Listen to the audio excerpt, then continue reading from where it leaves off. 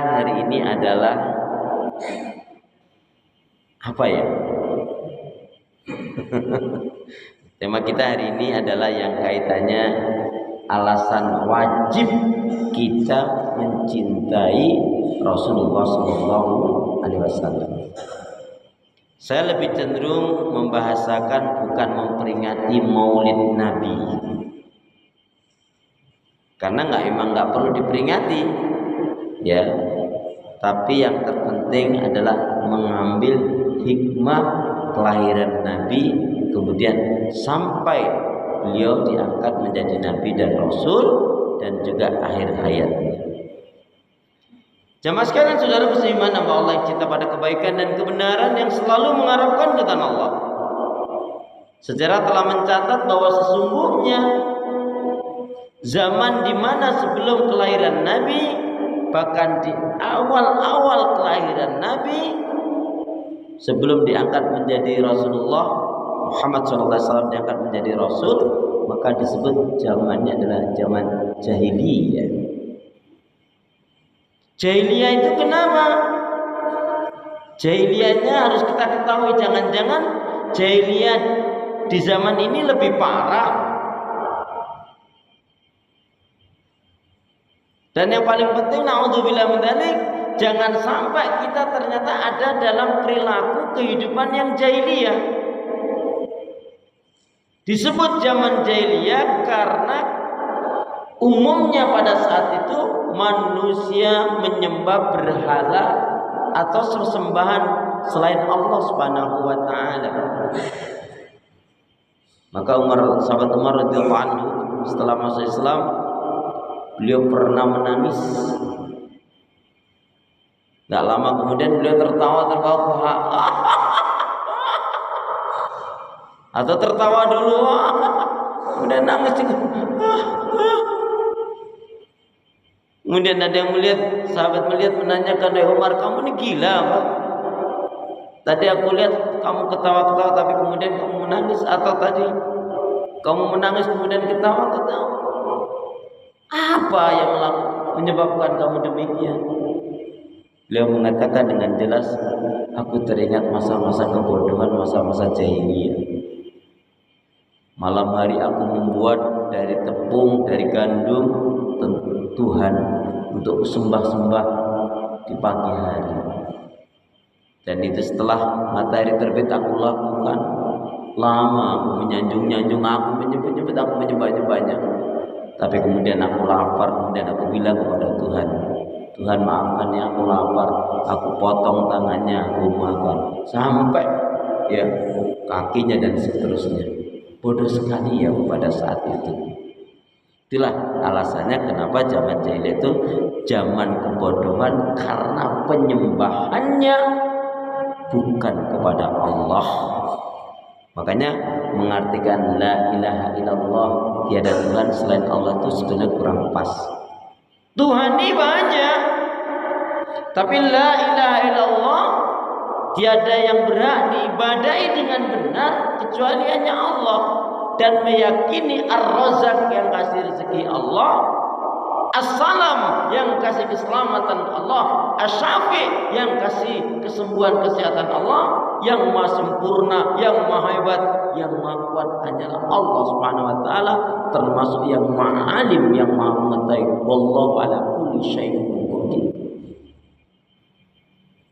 Makanya kalau ada orang Islam kok masih ada percaya bergantung dengan dukun, paranormal, minta dengan orang yang sudah mati, ada apa ini kamu? Ya, sedangkan ujung dari asyhadu alla ilaha illallah itu adalah tauhid, dan ujung dari wa asyhadu anna muhammadar rasulullah adalah sunnah. Artinya ittiba'ur rasul, mengikuti Rasulullah sallallahu alaihi wasallam. Ya. Jadi ujungnya dari asyhadu alla ilaha illallah itu adalah tauhid, lawannya tauhid adalah syirik. Dan ujungnya wa asyhadu anna muhammadar rasulullah itu adalah sunnah, ittiba'ur rasul, dan lawannya adalah yaitu bid'ah. Kemudian disebut jahiliyah adalah kerusakan yang banyak terjadi pada saat itu. Di antara kerusakan itu adalah bertebaran, dan itu dianggap biasa, wajar dan lumrah, yaitu perjudian, perzinahan, khamr, homo, lesbi, tukar-tukar pasangan, dan lain sebagainya. Di antara bentuknya juga kerusakan dalam masalah akhlak, yaitu seorang laki-laki pada zaman jahiliyah itu, seorang laki-laki dia bisa menikahi 3 sampai 5 kakak beradik kandung sekaligus. Zaman jahiliyah ya begitu. Tapi setelah datangnya Islam, ditutup, dihapus perilaku buruk itu dengan apa? Yaitu dengan dinikahkannya sahabat Utsman radhiyallahu anhu dengan putri Rasulullah, yaitu Ibunda Ruqayyah. Kemudian Ibunda Ruqayyah meninggal, dinikahkan dalam keadaan sedih. Rasul menyatakan, maksudnya, "Duhai Utsman, jangan berlarut-larut dalam kesedihan." Coba bahasa Nabi kalau saya simpulkan menarik sekali. Jangan bersedih siang itu, jangan berlarut dalam kesedihan. Jika kamu tidak keberatan, coba, jika kamu tidak keberatan, nikahilah, yaitu putriku, yaitu Ibunda Ummi Kulsum. Coba, ini kan bahasa yang indah sekali. Ya, untuk menghapus perilaku jahiliyah. Makanya sahabat Utsman mendapatkan julukan Dzunurain, yaitu yang mendapatkan 2 cahaya. Satu-satunya manusia yang mendapatkan 2 cahaya di muka bumi ini adalah yaitu sahabat Utsman radhiyallahu anhu. Seorang ayah tiri itu bisa menikahi anak tirinya. Nanti bisa dilihat dalam surat An-Nisa. Anak tiri bisa menikahi ibu tirinya. Begitulah perilaku jahiliyah.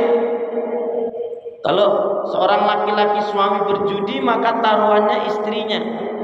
Na'udzubillah min dzalik. Kalau kalah nanti kamu bawa istriku selama berapa hari perjanjian di situ? Pas 10 hari, pas 1 bulan, setelah itu dikembali. Kalau punya anak perempuan itu dibesarkan, kalau dilihat cantik, nantinya akan dijadikan pelacur atau na'udzubillah min dzalik, dijadikan budak. Tapi kalau dilihat anaknya ini kok nggak cantik, cacat apalagi, langsung dibunuh. Dan perilaku jahiliyah itu yaitu kaum yang lemah betul-betul dijadikan budak. Demikian juga kalau kaum yang lemah melakukan penyimpangan, pelanggaran, dihukum seberat mungkin, dipermalukan, betul-betul dipermalukan sampai orang tua banyak yang tahu. Tapi orang-orang yang dari dianggap kalangan bangsawan apabila menyimpang, melanggar, maka dihukum seringan mungkin dan ditutupi aibnya. Nauzubillah summa na'udzubillah min dzalik.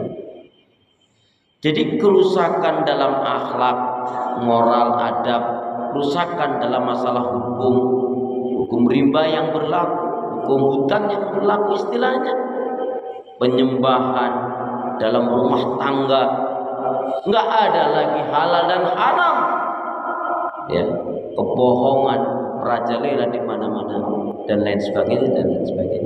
Itulah yang disebut dengan zaman jahiliyah. Maka jemaah sekalian, kalau kita baca dalam kitab hadis qudsi, Nabiullah Musa alaihissalam dan Nabiullah Isa alaihissalam iri ingin menjadi umatnya Rasulullah. Kenapa? Karena Allah memuji, ya, tentang adanya Nabi yang begitu dicintai oleh Allah dan sangat mencintai Allah. Maka Nabi Musa mengatakan dalam hadis qudsi itu, "Aku ingin sekali ya Allah menjadi Nabi yang kau maksudkan itu." Itu tidak mungkin Musa, karena kau telah wafat dan bukan zaman. Umatnya kita ini, alhamdulillah jemaah sekalian, kita ini sebagai umatnya Rasulullah, umat yang terakhir. Tetapi salah satu keistimewaannya apa? Umat ini, kita ini umat yang terakhir dari nabi-nabi dan rasul yang sebelumnya. Apa? Tetapi nanti yang pertama kali memasuki surganya Allah Subhanahu wa taala setelah Rasulullah memberikan syafaat, setelah Rasulullah membuka. Jadi bukan umatnya Nabi Nuh, bukan umatnya Nabi Soleh, bukan umatnya Nabi Ibrahim, bukan umatnya Nabi ya Daud, tetapi umatnya Rasulullah yang pertama kali. Jadi kita ini hidupnya paling nggak lama ya, tapi istimewanya di situ. Allah a'lam bishawab. Ingat jamaah sekalian, kita ini di alam kubur lebih lama dibanding dengan hidup kita. Maka yuk kita perbaiki sisa umur kita ini dengan lebih banyak melakukan kebaikan-kebaikan. Ya ayyuhal insan, innaka kadhun ila rabbika qadhan famulaqih. Sekalian manusia, kalian ini sedang bekerja keras menuju Allah. Maka fokus dengan apa yang kalian lakukan, betul-betul yang kalian tempuh adalah jalan yang betul-betul menuju Allah, menuju surganya Allah. Amin ya rabbal alamin. Baik jamaah sekalian, dirahmati Allah Subhanahu wa taala yang cinta pada kebaikan dan kebenaran, yang selalu mengharapkan keridhaan Allah Subhanahu wa taala.